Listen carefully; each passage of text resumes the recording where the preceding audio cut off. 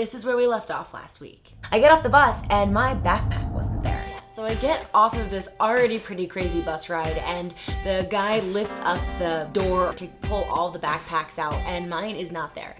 My backpack. It is nowhere to be seen. And instead of him trying to help me find it, he takes off running and tries to get in the bus. What are you doing? Where's my backpack? Hey! I grabbed him by his shirt, I pulled him out of the bus. What are you doing? Then the bus driver started trying to close the door on me. I like held it open like I was the freaking Hulk. Where's my backpack? Where is my backpack that I gave to them to put in the bus? And it got to the point where the other passengers started getting involved as well because they saw what was going on. And they were like, hey, help her, you gotta find her backpack. And so finally, like the yellow shirt guy came around and started pulling all of the backpacks out from under the bus. And lo and behold, mine was shoved up in the corner. But like, if I wouldn't have chased him down, if I wouldn't have pulled him out of the bus, if the other passengers wouldn't have like mutinied in my defense, like the bus would have taken off down the road with literally everything that I owned. I actually have never had that happen before, ever. Now let's find a place to stay. Besides the attempted backpack thievery, Mui Ne is a super laid-back beach town. There's so many different places you can stay along the beach, and I found this awesome place. It was like $6 a night, had a pool, and then you walk out and it's just ocean and beach, and it was beautiful. The next day, my new friend, I want to say his name is Laurie, let's just call him Junior because that's what we all called him. He rented a motorbike and we went to go explore.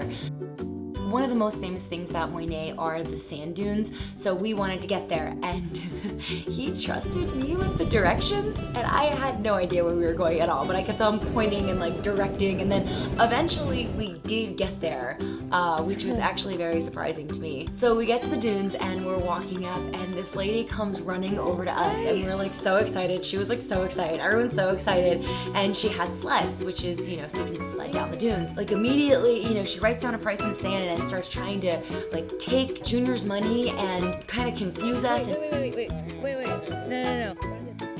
That's 200,000. She's like grabbing at his wallet, trying to take the equivalent of $20 out of his wallet for these two sleds. Oh wait, like maybe the whole reason that you were so excited to see us is because you totally thought you were gonna be able to scam us. Like, no, like we had already asked people who were at our hostel how much it should cost. That's crazy. They're supposed to be $2 each. Yeah. It's a quick switch where you think you're spending $2, but really you're spending $20, and all of a sudden you're like, why do I have no money? Like, how am I going through so much money every day?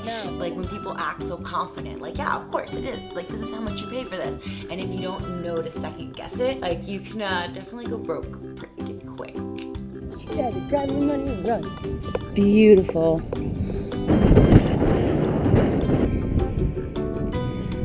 So we decided to go without the sleds, which worked out completely fine. Like there's a lot to do on these beautiful sand dunes that don't require a sled.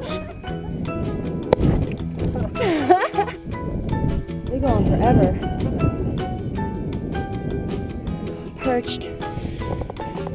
Eventually we did get sleds, and we rented it from a different family, which I don't know, maybe they're all in cahoots, and maybe it's all the same people, but we thought it was different.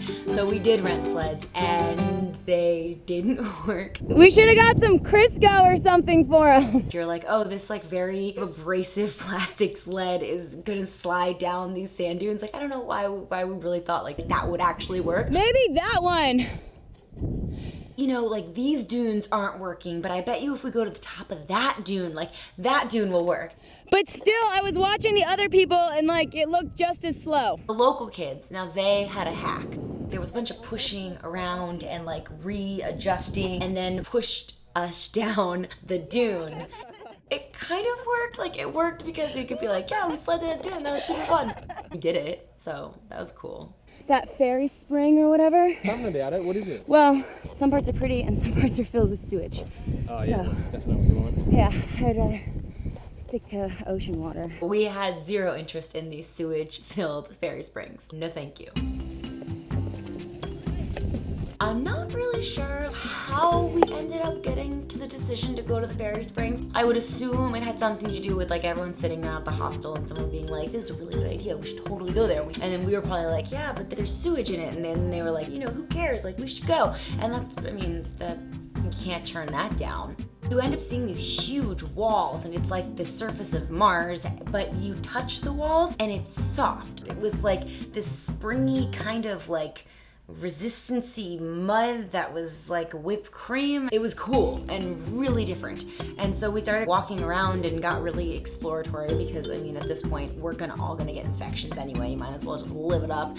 And we walked up into this area and it was like walking in whipped cream. Like it was soft and light and fluffy and wonderful and like very fun. So I really do recommend the Fairy Springs, although previously I was a skeptic.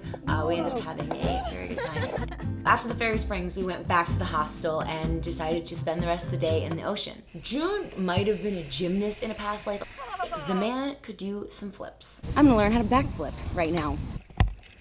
So he decided to kind of take it upon himself to train like the entire hostel crew how to do backflips, which was really fun, but also like a moderate disaster. Which I think there's like drag, you know, when you're trying to like flip yourself and like get momentum, but then you're in the water, your feet kind of get sucked in, and like at least that's what I'm gonna blame it on. We gave up with this whole trying to flip in the water thing. We started launching each other off of each other. I think I did well. Junior did pretty good. And then June, of course, did amazing. And then I did good. And then we kind of started getting cocky. And then we all did terrible.